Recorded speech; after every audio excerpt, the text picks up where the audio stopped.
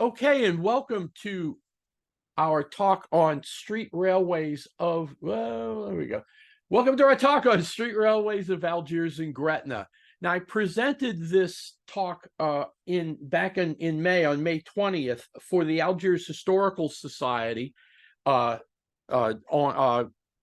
at the Algiers Library. And my apologies to all of you that, I said I was going to get some pictures up on the website and everything. It's been a crazy couple of weeks with don't know if you guys are aware of this, but my day gig for what really makes the money, because NOLA History Guy is basically a labor of love. My day gig is I do corporate computer training, and we started up a company called Hitachi Vantara started a new class on ransomware recovery and ransomware defense that I'm taking on, and it's been fun, but kind of made me put some of this other stuff aside temporarily. But anyway, so here we go. Let's talk about streetcars on the West Bank, basically, because that's where this got started. Of course, I wrote the book on the Canal Streetcar Line, and I've done talks on the St. Charles Line and the Canal Line over time. And the folks at the Algiers Historical Society had me in for that stuff because they're great folks, and they see me all over social media as NOLA History Guy, and I always had people say, hey, we had streetcars over here too. So basically, when Don Costello asked me to come in and do a talk this year, we decided, let's go for it. Let's do streetcars, or street railway, as we like to say, on the West Bank. So here we go. Okay, so we're going to talk about streetcars and street railway in Algiers and Gretna. We're going to kind of look and define, for the purposes of this talk, what across the river means, railroad connections to street rail, because there's always connections. It's always some kind of tie-in as a rule between the two, and there are a few big ones with Algiers and Gretna. We'll talk about early street rail in the 1870s to electrification. Then we'll talk about electrification, which hits on the West Bank in 1907. We'll talk about the conversion to buses. Streetcars ran from 1907 till about 1931, when the lines were converted to bus operation. Let's look at the streetcars themselves. They're not the same streetcars that you're used to seeing and hearing about on the East Bank. That's an important thing to note here, that they're different, that's not a bad thing. It is what it is, kind of situation, right? Okay, and then we'll talk about the power plants that provide the juice for the streetcars on the West Bank, or provided the juice, I should say. So across the river itself, we're going to be talking about Algiers, which of course is part of Orleans Parish. We're going to talk about Gretna and McDonoughville. McDonoughville's kind of that in-between area between Orleans Parish and the city of Gretna, the municipality of Gretna. So we'll kind of, this is the route or the connectivity for streetcars on the West Bank. So let's talk about Algiers first. It goes back to 1719. You remember all the big deal about the tricentennial of New Orleans in 1718. Algiers wasn't all that far behind, just a little bit later. Of course, we had to tie the two together, so the first commercial ferry begins operation in 1827, linking the East Bank of New Orleans to Algiers and tying the parish together. Railroads come to the West Bank in 1853. The West Bank is kind of an interesting thing, because if you're starting on the West Bank and you want to run trains that go in further into Western Louisiana, Texas, and points further west, you're better off starting on the West Bank, because then you don't have to cross the river. By 1870, Algiers is, while part of Orleans Parish, it's annexed by New Orleans at that point. Our first streetcars on the West Bank appear in 1881.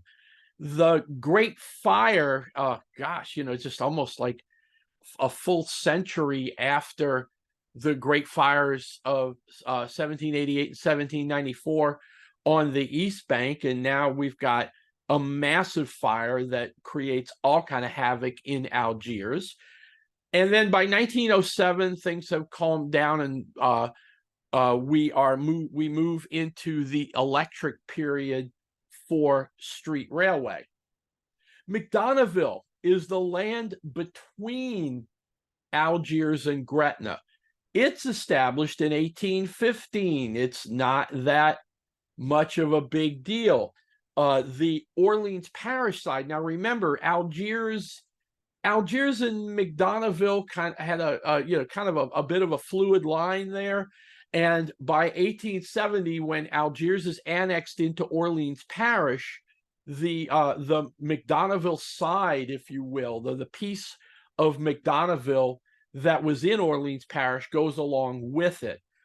Railroads begin to develop, and McDonoughville is a focal point of that development. In particular, the area called Goldsboro, or Jeff Gold was a robber baron. He was from Philly, okay? He was one of these guys that, like the Rockefellers and other of the robber baron age, expanded out into, as far across the country as he could. One of the things that Jay Gould's properties and his railroad interests, they would build out areas that were the railroad facilities and support stuff, and then neighborhoods built up around it, and those would be called Goldsboro in different sections of the country. The one between Algiers and Gretna didn't have anything to do with him. It was named for him because of his ego and that kind of thing. So by 1893, though, McDonoughville, now remember, the Algiers side, the Orleans Parish side, gets annexed into Algiers and becomes part of the city of New Orleans in 1870. By 1893, the rest of McDonoughville is annexed by the city of Gretna and becomes part of the city of Gretna. So Gretna itself, in the 1750s, it's just plantation land. It's kind of that upriver extension of Algiers, if you will. The parish line between Orleans and Jefferson had been drawn, so that was clear and laid out. By 1836, a town develops in what is present-day Gretna. It was originally named Mechanicum. By 1838, 2 years later, a ferry company builds out ferry service in Gretna. Now, that first ferry, of course, is a connection to Uptown. It's what basically later evolves into what is the present day Jackson Avenue Ferry, and it was focused around the owners of the St. Mary Market, which was the uptown one of the uptown public markets in Faubourg Saint-Marie or Faubourg St. Mary. And so the idea was there wasn't a public market set up in Gretna, so let's set up a ferry so people could cross the river, go over to uptown New Orleans, go into Orleans Parish, and go to market there. By the 1840s, the ferry combines with railroad development, and we see a railroad station and near the ferry landing, so that transportation in general is starting to develop out. And then, of course, Gretna annexes McDonoughville so that everything all the way up to the parish line to where Algiers begins, ends, becomes the city of Gretna. Railroads. In 1853, the railroads come to the West Bank, and they come to Algiers first. a company called the New Orleans, Opelousas, and Great Western Railroad opens up facilities and begins construction westward from their terminal, from their station in Algiers. Now, the idea here with the New Orleans, Opelousas, and Great Western, their mission, their goal was to build a railroad that connected New Orleans with points west. In particular here, build a railroad that would connect to western Louisiana into Texas, going to Houston. Now, the story of the New Orleans, Opelousas, and Great Western we'll tell another time. It's a neat story, but the point to it is that this first railroad gets acquired by Morgan's Steamship Company, and Morgan then later sells out his railroad interests to the Southern Pacific System, and that's how Algiers gets the original Southern Pacific Railway yard. All of this begins back in about 1853. Street railway now. So street railway, differentiating now from the from commercial regular standard railroad operations, streetcars start becoming an idea in 1881. A man named William Bogle creates a company called the Algiers, Gretna, and Tunisburg Railroad Company. He charters it up. He sets up the company in Orleans Parish, gets it incorporated, gets the accompanying ordinances from the city council, from city government to get going. The project stalls. That's a polite way to say pretty much that Bogle ran out of money. So a year later, now he's sitting on all of the paperwork and the approved ordinances and the zoning and everything you needed to get this going, but he was unable to continue. He ran out of money, didn't have the financing. So he hooks up with another gentleman named Thomas Pickles, who basically acquires Bogle's company. He keeps Bogle as an investor, as a partner, a member, of the corporation, because Bogle basically has the brains here. He's got the idea. So Pickles and Bogle form the company becomes the Algiers and Gretna Railway Company, and they start building the line. Now, this is a section of the Robinson Street Atlas plates from 1883. These are kept, they're available online, of course. They're kept by the New Orleans Notarial Archives office, and they're really, really cool. It's good stuff.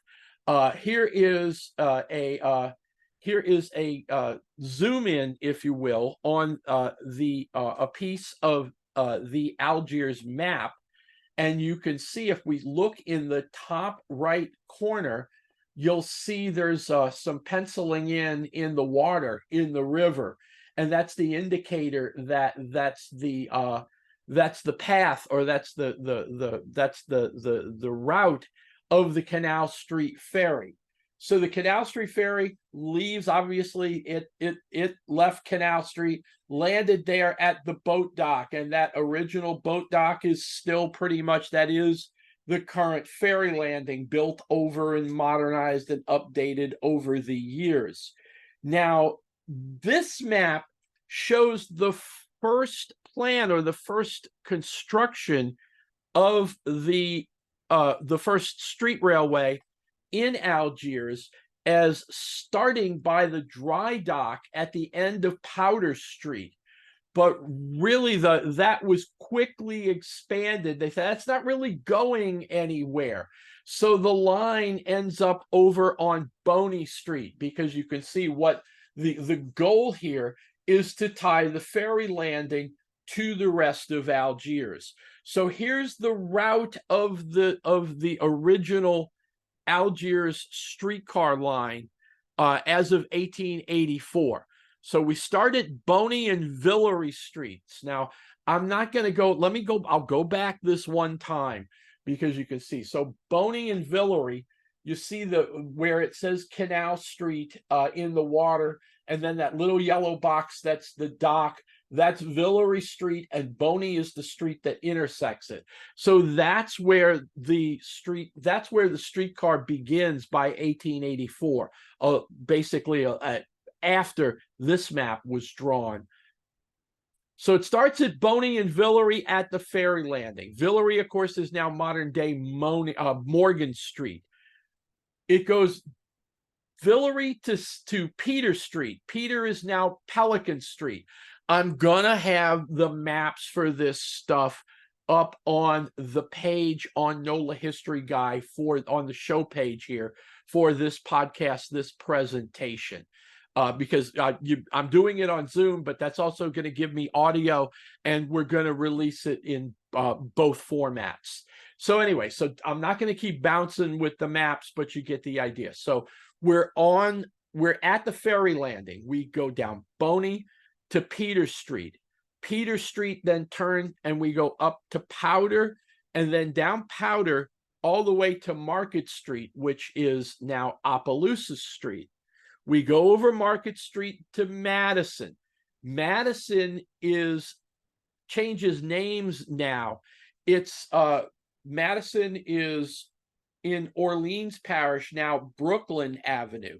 But then when you cross into Jefferson, it goes back to being Madison. So now we're continuing on Madison Street to Virgil Street. And as we do that, we cross over from Orleans to Jefferson. So at the time, it's all Madison Street, but of course later it changes, and the Algiers side of that is Brooklyn Street. So we get to Virgil Street in Gretna. We've crossed over now into Jefferson Parish in Gretna, and we get to First Avenue. And I got to tell you, some of these people, in particular, the folks that documented a lot of the street rail and railroad stuff, get into a great deal of confusion between First Street or Street and Avenue in Gretna.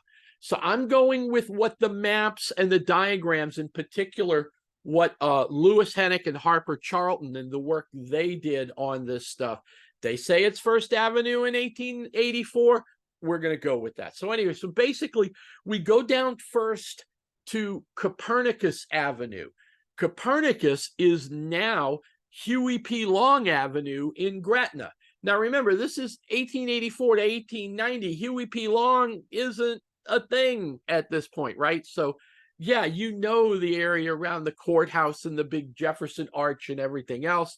Well, that's the idea, was that the ferry would the streetcar went to Copernicus and then terminated at the Gretna Jackson Ferry. And that's that original St. Mary Ferry Company, or St. Mary Transportation Company, were the original builders of the Gretna to Jackson, or Jackson Gretna, depending on your priority and perspective here. Here's a sketch from an illustrator and artist named William Woad, W-A-U-D. And Woad was one of these guys. He spent a lot of time, in particular during the war, following around different units and then doing illustrations that would then become woodcut engravings to go into like Frank Leslie's illustrated newspaper or Harper's Weekly, and publications that did illustrations of the news of the day. So he's in Gretna. Now, he most likely came over from New Orleans, took the Jackson Avenue ferry, and comes over into Gretna. And then he pulls out his sketchbook and draws a quick illustration of the West Bank side, the Gretna ferry landing. So the boat has left, it's going back into the river, and you can see, just looking through the ferry landing, out over to the East Bank. Here's now this is a Hennick and Charlton map. This is the next iteration of the first Algiers streetcar line. So from 1884 to 1890, it followed the route that we just talked about. And now here's a map of the this is 1895. So this is the route that the streetcar takes from 1890 until electrification in 1907. So basically, it's more or less the same idea, but we've dropped using Madison and Virgil streets. We're now coming in and we're starting at the ferry landing at Boney. So we go Boney to Pelican to Powder, but now we go down Market Street to Monroe. And in Algiers, Monroe is now called Teche Street. And we keep going down Monroe Street into McDonoughville, into Jefferson Parish, and we turn on to Periander Street. And from Periander, the streetcar then turned to Washington, then to First, and then on First, it goes from First to Copernicus to the Gretna Jackson ferry landing. Now, you'll notice the name of the company has changed a little bit because of various financial reorganizations with the business. By 1895, it's the Algiers, Goldsboro, and Gretna Railway Company. So it's still the same basic idea, though. We're connecting the two ferries so that you could start on at the Algiers side of the Canal Street Ferry and make your way to the Gretna side of the Jackson Ferry. This becomes important in the long run because basically when Gretna becomes the parish seat of Jefferson Parish. Now remember, Jefferson Parish originally extended out on the east bank. It extended out as far east as the city of Carrollton. And the city of Carrollton, yeah, that's the current Carrollton Riverbend neighborhood. And the Carrollton Courthouse there, which became Benjamin Franklin School and now is a residential mixed use condo commercial development that they've tried to keep the building together a little bit. Eventually, the parish seat of Jefferson moves to Gretna on the West Bank, and that's where the streetcar becomes even more important. Now, it was important already because the folks that worked the railroad in Goldsboro needed to get back to Gretna or back to Algiers because that's where they lived. So they're coming from there, and that, it's providing that connection. But then also it ties the parish seat of Jefferson, the Gretna Courthouse on Copernicus, now Huey Long, with the courthouse in Algiers. Here's the an architectural diagram, architectural drawing of the Algiers courthouse in 1896. Now, of course, that is that's after the big fire of 1895. And then it's like, well, yeah, let's build. We need to have a courthouse. We need to have Orleans Parish government on the West Bank. So the courthouse was built, and the finished product doesn't look all that much different from this. Electrification of the streetcars. Electrification of streetcars happens across the country in the 1890s. You start seeing commercial electrification in the 1880s. And so by the late 1880s, you have the Twilight Towers on Canal Street. And you start seeing commercial electrification. Everybody, Holmes and Maison Blanche and Krauss are all hanging a lot of Edison bulbs all over everything and lighting up as much as possible. And of course, that gas lamps on the streets evolve into electric lamps, etc.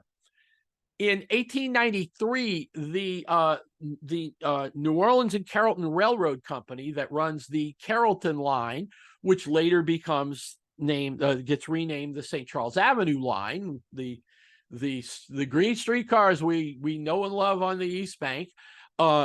Electrification begins of the line in 1893, and then the other lines in the city, particularly the ones that are owned by the New Orleans City Railway Company, begin electrification in late 1894 and 1895. Canal Street electrifies in late 1894, and there's some great postcards because there was a big snowstorm on at around New Year's in 1894, and they had to go pull the old mule cars out because they didn't know if the damp and the wet and the snow would short out everything. So they pulled the mules back to work. But anyway, so naturally it follows that the West Bank Company, the Algiers, Goldsboro, and Gretna Railway, makes plans for electrification. They go to Orleans Parish government, city government, to get the ordinance. They obtain the ordinances and the approval, but the plans don't materialize. Why? Money again. This stuff isn't cheap. It's like the story of electrification is another one that's fascinating because basically they all try to do it and they all end up going bankrupt. By 1905, the Algiers Railway and Lighting Company is formed as a combination electrical company and street railway company. It still takes 2 more years to establish electric service on the Gretna line, the original line, and then what it developed into the Pacific Avenue line as well. This is a letterhead for the company that starts out as the Algiers Waterworks and Electric Company. That was the initial name of the company. They acquired the water system and the water plant and everything. That gets turned over to the New Orleans Sewerage and Water Board, and then that's when they become the Algiers Electric and Railway Company.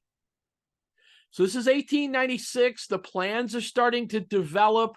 You kind of get the idea here that it's forming out, but the money's not quite there, and the actual electrification doesn't take place until 1907. So in 1907, we see now a much more evolved street railway system. We've got 3 routes established by 1907, the Gretna to Immigration Station route that also connects to what became a belt line on Pacific Avenue, or involving Pacific Avenue, and a second street railway company opens up to connect Copernicus Street in Gretna out to Marrero, crossing the Harvey Canal, and that's the Marrero line. And so basically what we see is this map. Now, again, I'm not going to bounce back and forth here, but I'm not going to bounce back and forth with the map, but it's going to be on the show page. So while you're watching this, you'll be able to scroll down or pause and go check the map. So the Canal Ferry Line. Now, remember, this is the original Algiers line that starts out as mule-drawn streetcars connecting the ferry landing, the Canal Street ferry landing, to the Gretna ferry landing. So that's the idea. But now we're running the wire, and we're replacing the mule cars.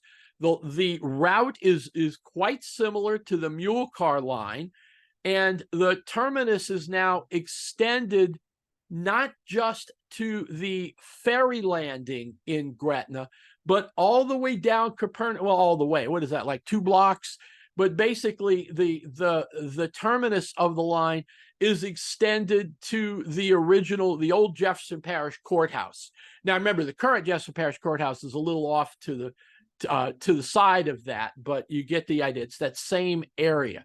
Okay, so we start running basically the Algiers Gretna line, now called the Canal Ferry Line. Basically, again, what we're doing is we're starting there at, if you see the zoom in of the previous map, that's that point number 4, which is the ferry landing.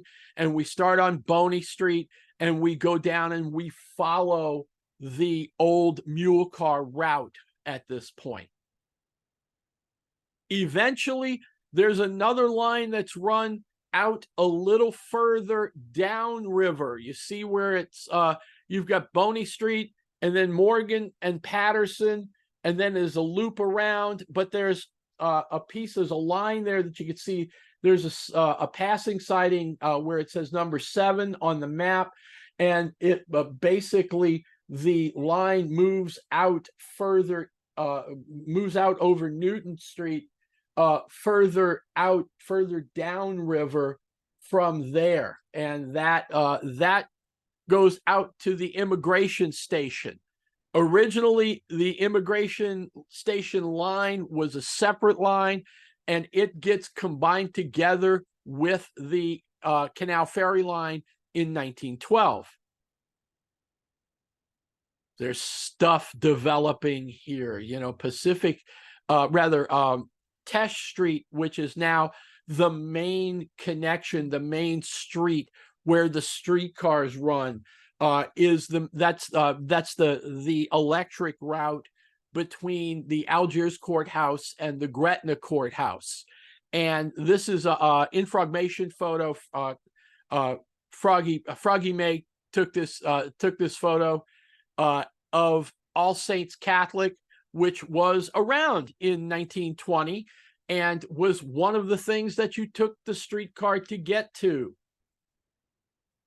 Okay, so the Canal Ferry Line is the Canal Ferry Line still the Canal Ferry Line, still rolling exactly like we were talking about, and that's pretty much running as is. By electrification, it's easier now to expand the system because we're not dealing with the mules and the dirt and everything else. We're able to, you know, it's more appealing and attractive, and people want to use the streetcars more.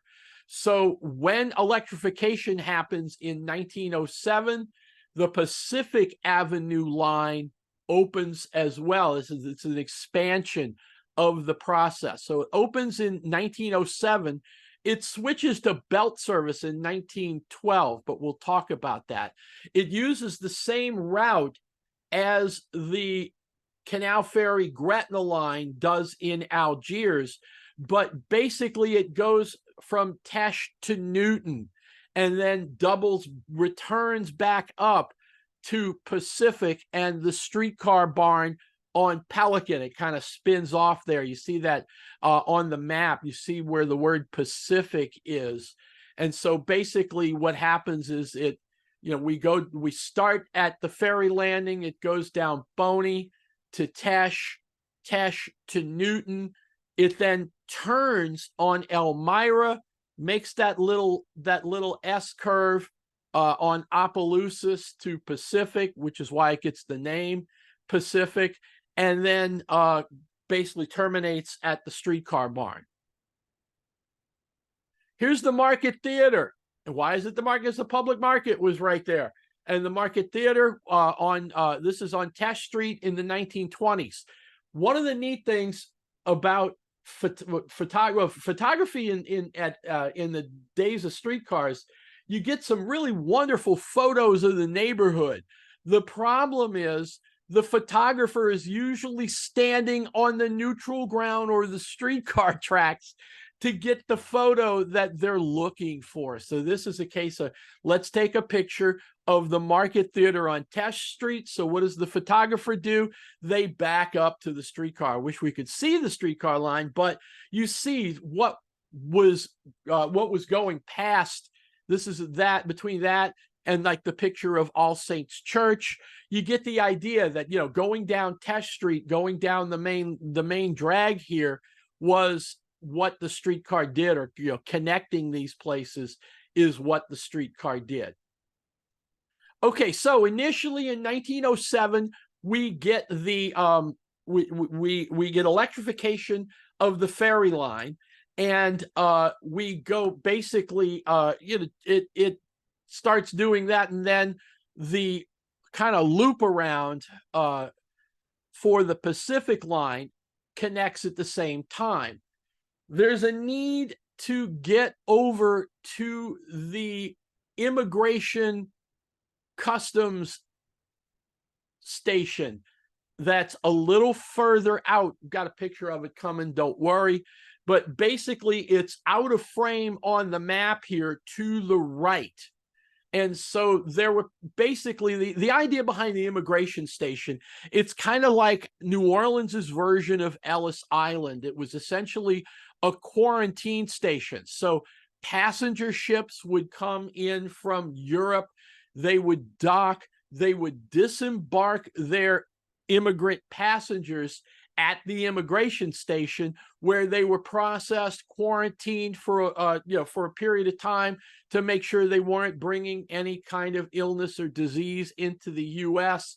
And then they begin their life and their journey in the United States from there. Well, of course, a lot of these folks, people worked at the immigration station naturally, and a lot of the folks that were coming in had family already here in New Orleans that wanted to see them and make sure everything was going smoothly with getting them processed. So that's when the Algiers Railway Company decides to open up another line, and that was known as the Immigration Station Line. So this opens up in 1912. It's immediately combined with the Canal Ferry Gretna line. So basically what happens is the line that starts on Boney Street now curves, or actually it goes down Boney, and then you see streetcars that are on the Gretna Canal line curving off at Newton Street. So now here's that number 4, there's the ferry landing, and you can see there on Boney Street, and it goes and curves over to Tesh Street. And so it starts there. Actually, it's not Tesh yet. It's connecting Morgan to Tesh. Sorry about that. But I'm sorry. No, it is Tesh going down. And then in the other direction, it's going away from the ferry landing on Morgan to Patterson to Pacific to Elmira, and then it gets to Newton. And then when the immigration cars get to Elmira and Newton, they curve off and go to the right and go off the map. And that's where basically Newton becomes General Mire, and that 2 sets of what look like brackets or parallel lines, if you will, that are over a line that's got those little dots in it. That line is the railroad. So the railroad is there going under a viaduct on Newton Street, and that's the Southern Pacific. And of course, that's the feed from the railroad ferry over to the Southern Pacific Yard, which extends down where the word Algiers is on that section of the map. Well, now the immigration station is further down the river on the other side of the Southern Pacific Railroad tracks. So the street railway company of the city, the city of New Orleans, Algiers, builds a viaduct to get Newton Street over the railroad tracks and connect it with General Mire. So basically, again, we get Elmira to Newton, over Newton, then over the viaduct.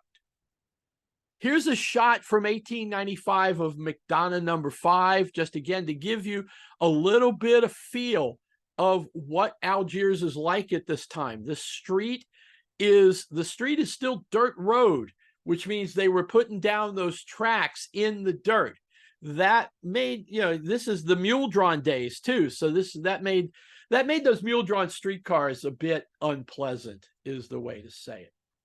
Okay, so I'm going to back up one because I just want to come in you'll see what happens is that the streetcars hit Newton Street and they're going to continue further downriver over the viaduct. So they continue over the viaduct, and now you can see the zoom out a little bit better here. Newton was one side of the Southern Pacific tracks. General Myers was the other side of the Southern Pacific tracks. So the viaduct connects the two. The streetcars are now able to come over. Now, remember, this is the combined canal ferry immigration station line.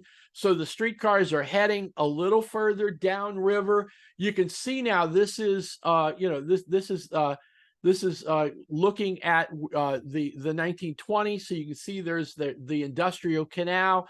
So you East Bankers out there like me can get a geographic fix on where we're going, because there's the industrial canal.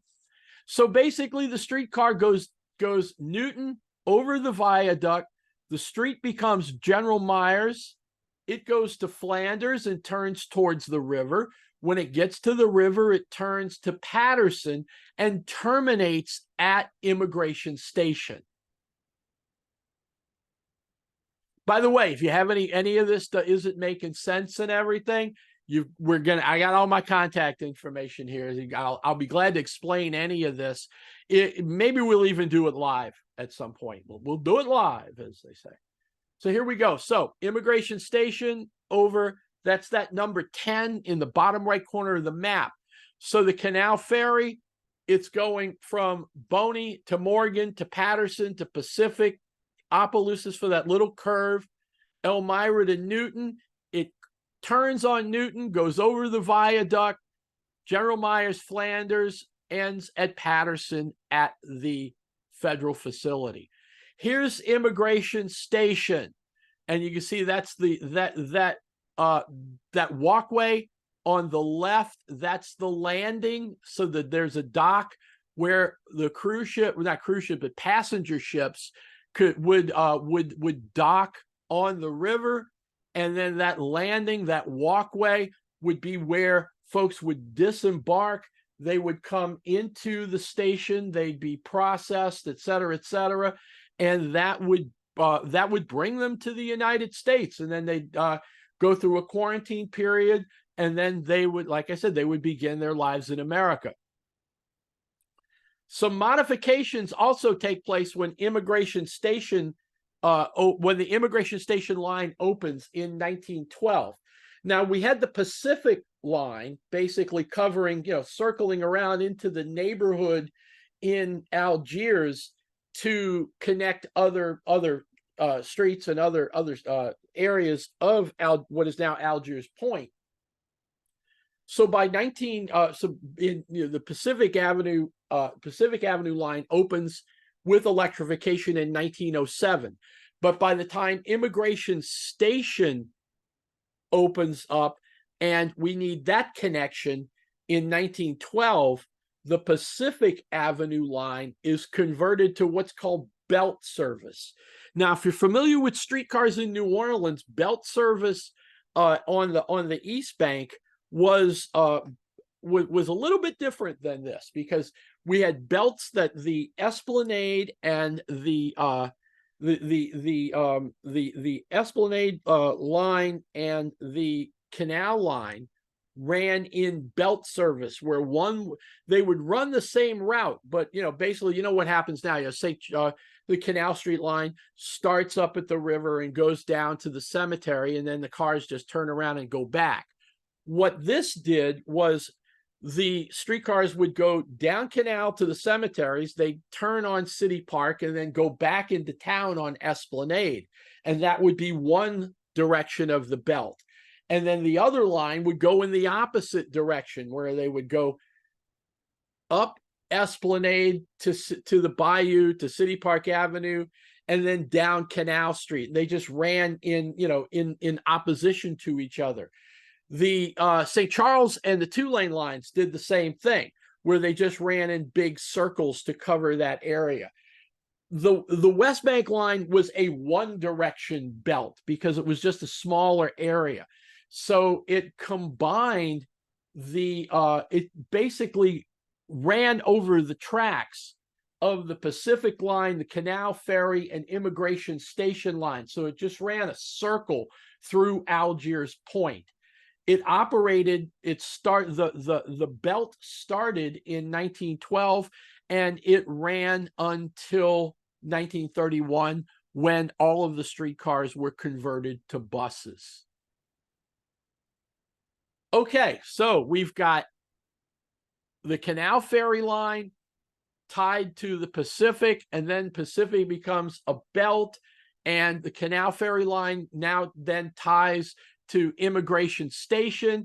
So Algiers and Algiers Point is pretty well covered by street rail. The Canal Ferry line's still running down to the Gretna courthouse, so we've got the interurban, if you want to call it that, the connection between Algiers and Gretna, and that was useful as well. Now things are growing a little further west, a little further upriver. The Harvey Navigation Canal has been built. That's been constructed. So now there's the west side of another big canal. So there's a business need to connect Gretna with the other side of the Harvey Canal, and that becomes a new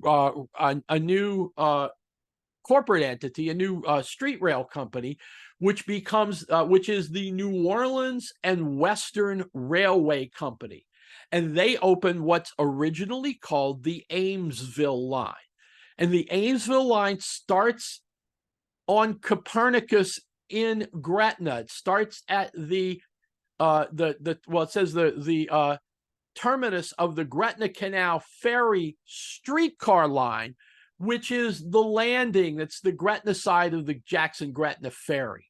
So now, instead of just the Gretna line coming down to the courthouse, we now have a line that picks up from there, goes on Copernicus, goes over to 4th Street in Gretna, crosses the canal, and goes into Harvey.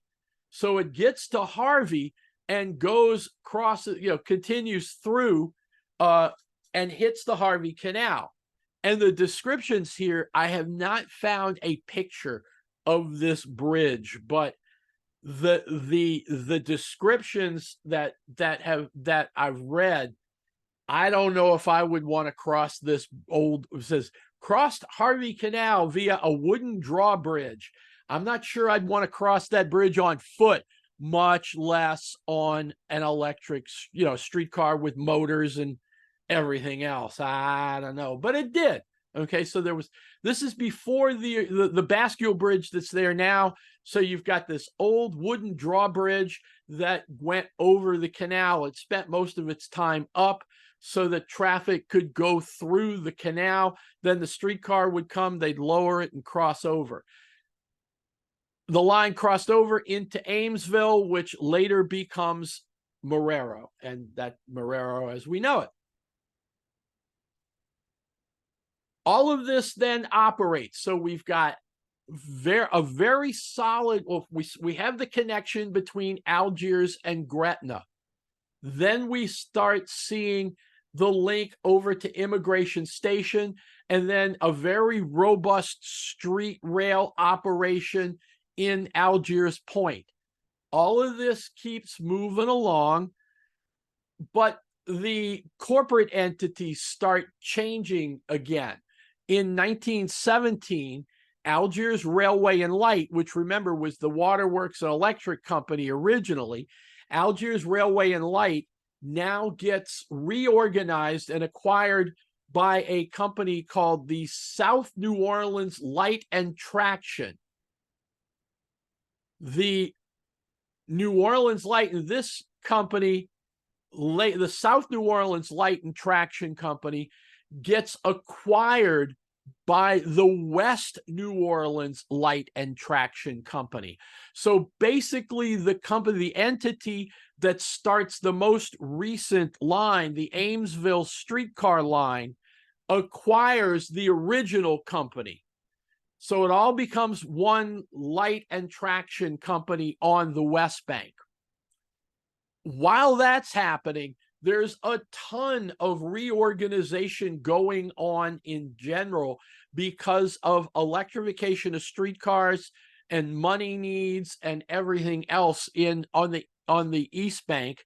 So eventually, basically what happens is the mule car companies on the East Bank get acquired and get renamed. They become the New Orleans Traction Company, which then gets reorganized as a second incarnation of the New Orleans City Railway Company, which then becomes the New Orleans Railway and Light Company.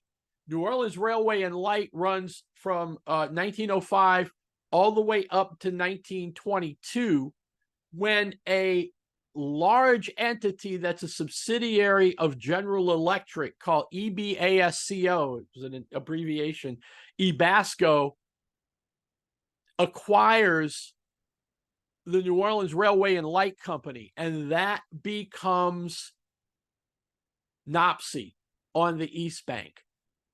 NOPSI is part of a larger General Electric owned entity called Middle South Utilities. Middle South Utilities was the electric provider for Arkansas.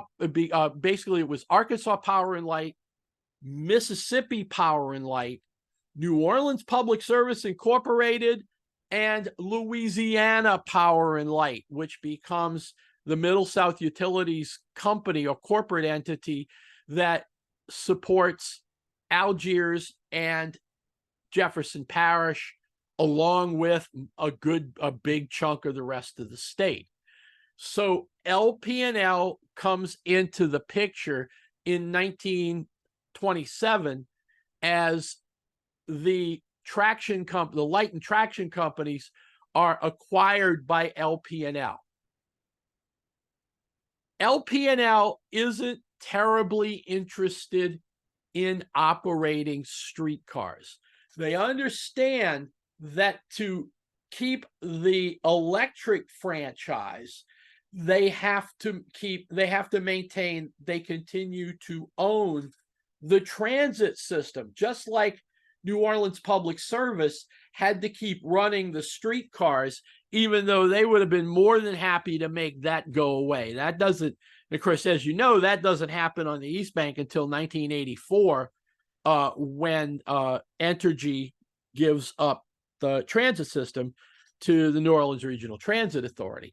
Here's a transit token from the 1930s after the system was converted to buses, and it's a bus token, just like the streetcar tokens. Like if you're on eBay, you see them all the time, or you'll see them like in pawn shops and stuff.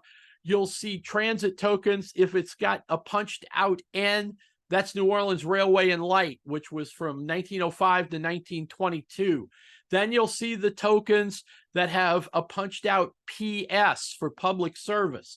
That was from 1922 until bus tokens were dropped sometime in the 80s. It was more like the 90s, I think, when bus tokens were actually dropped. And then on the West Bank, the bus system had its own bus tokens, and they were the LP&L tokens, as you can see, with the punched out L. So that's the story of street railway on the West Bank. We start the story in 1881 with an idea. We start seeing streetcars mule-drawn streetcars in 1883 and 1884 as service grows and expands. Electrification is much later than what we see in other cities and on the East Bank of Orleans Parish. And basically, we don't see electrification on the West Bank until 1907, which is a good 12 years behind Canal Street. The whole thing comes to an end in 1931 when LP&L converts everything. It discontinues streetcar operations and everything becomes buses. But what about the streetcars that were used? So during that 50 years, basically from, say, 1881, when they were planning this, until 1931, we see mule-drawn streetcars on the Gretna line. Now, these streetcars were not the same streetcars that you see in just about every photo and illustration from the 1840s into electrification in the 1890s. Most of the mule-drawn streetcars used on the East Bank were what were called bobtail cars, where the front of the streetcar had a very distinct round front that allowed the streetcar, the operator, a little more flexibility and maneuverability with the reins for the mule. By the way, remember, these are all mule-drawn streetcars. Horses did not have the stamina to pull anything for long periods of time in the heat. Mules, totally different story. So here's one of the original mule-drawn streetcars running on the Gretna line. This is going through Goldsboro, so it's kind of that in-between McDonoughville area as it's moving from Algiers to Gretna. You can see it's a good bit different. These guys, they weren't on the same scale as the East Bank operators, so they were trying to do things on the cheap and pick up used cars from other cities, put it on a train, bring it over, get some mules, and then that was basically that was the operation until electrification. Electrification starts with what's called single truck streetcars. They're the same streetcars that were used in the city. Initially, these were streetcars from a couple of companies. There was Brill, Southern, and in this case, the American Car Company. And so you'll see this is the Algiers Railway and Lighting Company car number 6, which is an American Car Company single truck streetcar. These streetcars, they like I say, they were similar to the cars that started electrification on the East Bank. The difference is that the East Bank kind of migrated or expanded to what were called double truck streetcars. You'll notice there's one set of wheels on this streetcar, where our classic green streetcars have 2 sets of wheels. Why? Because they're bigger. They have more seats. They could accommodate more passengers. So you're running streetcars on St. Charles and Napoleon and Canal Street and St. Claude. You wanted to be able to move more people. And that was the idea there. On the Algiers Gretna connection and the stuff in Gretna, you weren't moving the same numbers of people, so the lines never expanded to double trucks. Technology-wise, this is kind of where the Algiers system peaks out. Here's September 1st, 1907.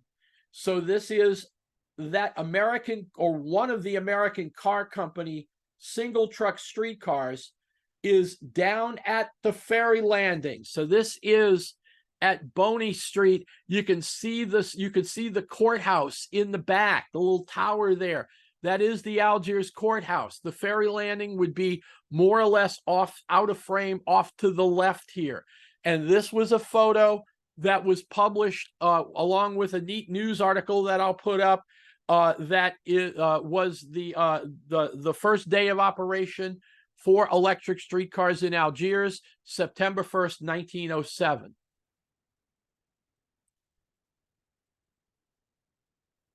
The Algiers streetcar, the Algiers Railway Company operated or maintained and kept their streetcars at a streetcar barn on Elmira Street at this time. Unfortunately, that facility burned down in 1924. So this is a photo of, I don't know if this was a banquet or a recognition ceremony. There's no context whatsoever to this picture, but it appears to be staff and management of the streetcar company gathering for a function in the Elmira Street barn. And again, unfortunately, it burned down. And so we lost a lot of good documents and that kind of thing as a result. We also, the Algiers streetcar system also lost several of their American car company single truck streetcars.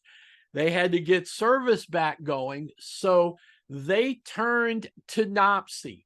Now, fortunately for Algiers, NOPSI had been upgrading the streetcars from single truck to double truck. And by the 1920s, 1924, you can see that single truck there in the background. So by the 1920s, a lot of the NOPSI system on the East Bank was running double truck streetcars, which means that NOPSI had a surplus of single truck cars. The manufacturer, the design of the single truck cars was from an engineering firm called named Ford, Bacon and Davis. They were a New York City engineering firm that back in the mid 1890s got they got a contract from City New Orleans. It was looking like a lot of this stuff, the different mule-drawn companies were going to end up being merged together because of financial difficulties, etc. So the city commissions an engineering study. They hire Ford, Bacon and Davis to make recommendations for how routes should be changed for electric streetcars, do some design work on this, give some recommendations of where to start building streetcar barns for the electric system. In the process of doing all of this, the Ford, Bacon and Davis engineers designed a streetcar that they thought would be excellent, purpose built basically for New Orleans. And that's the Ford, Bacon and Davis streetcar. We'll talk about that's the Sandcar number 29. If you ever see that little streetcar running on St. Charles Avenue. So here is one of those streetcars. NOPSI number 76 was already surplus at this time because the double truck cars had begun operation. The double truck cars go all the way back to 1915. What looked like the R-Truth Pearly Thomas cars, the first run of those goes back to 1915. So you start seeing a lot of these single truck cars sitting in the barn. So what does NOPSI do? They sell some of them to Algiers. And you can see, so that's a Ford, Bacon, Davis that was originally a NOPSI car. And it's the roll board now says, or at that time says Canal Ferry. To give you some context on this, that is the three streetcars in this picture. The left-hand side, which is a little bit kind of, set back there a bit. This is Canal and North Rampart Streets, or actually that's North Rampart off to the side. That's the building that becomes Woolworths there in the background. That's now an empty lot, which is a whole nother story as well. Okay, so that first streetcar is a Palace Street car from the American Car Company in St. Louis. The middle car is a Ford, Bacon, Davis single truck streetcar, and the car on the right-hand side is an arched roof double truck car that was built by the Southern Car Company. The original design there was made, the drawings, the plans for those arch roof cars were created by a gentleman named Pearly A. Thomas. That's his first name was Pearly. So when you hear Pearly Thomas, that's the gentleman's name. So the 400 series were designed by Pearly Thomas and built by Southern. The city fell in love with them. Pearly Thomas saw he had a good thing going. He moves his operation to High Point, North Carolina, and he starts building what become the 800 and 900 Archer series. He ends up having to farm some of those back to Southern and to Brill to meet the orders that Nopsey was sending his way. If you ever see a school bus on the road, it's got a manufacturer's plaque on the back that says Thomas Built Buses. That was the original Pearlie Thomas Company, and then they became a bus company. Then they were acquired by Chrysler, and Chrysler still uses the Thomas Built Bus brand. So anyway, the point to all of this is, even though this is an East Bank picture, it's a good shot of those streetcars that ran from the fire in the barn on the West Bank in 1924 until streetcars were converted to buses in Algiers by LP&L in 1931. Electricity. The Algiers Electric and Railway Company, Algiers Railway and Electric Company. Sorry, I had to get that right. Algiers Railway and Electric Company began and operated the commercial electrification system on the West Bank. There was a problem, though, is that when they wanted to start running electric streetcars use a totally different electrical configuration. They don't run on AC power like we see operating for our home use.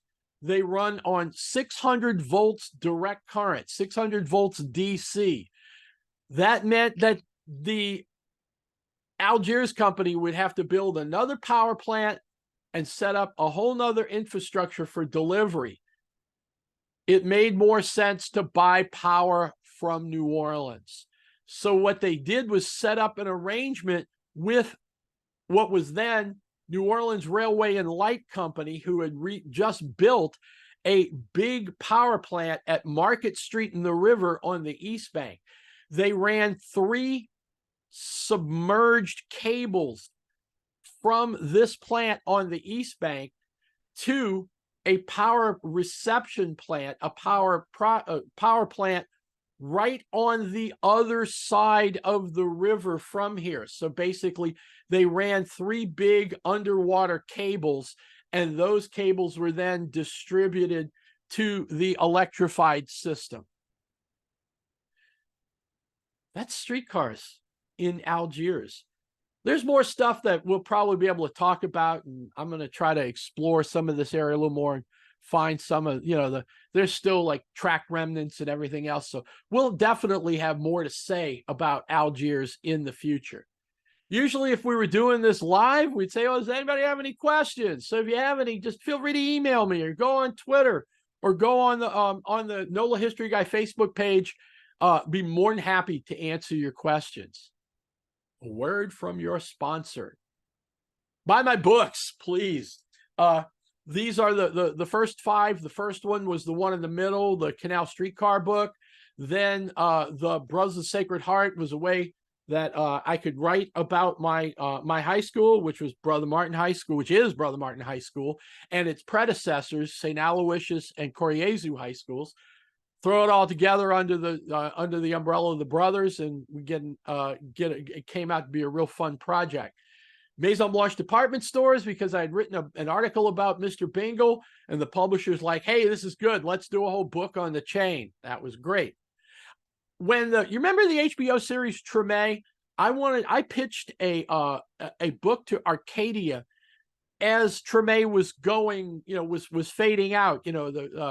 Simon had said that the 4th season would be the last. And so I pitched a book to Arcadia on Faubourg Treme. They came back and said, how about we expand the scope a little bit? A little bit? How about jazz?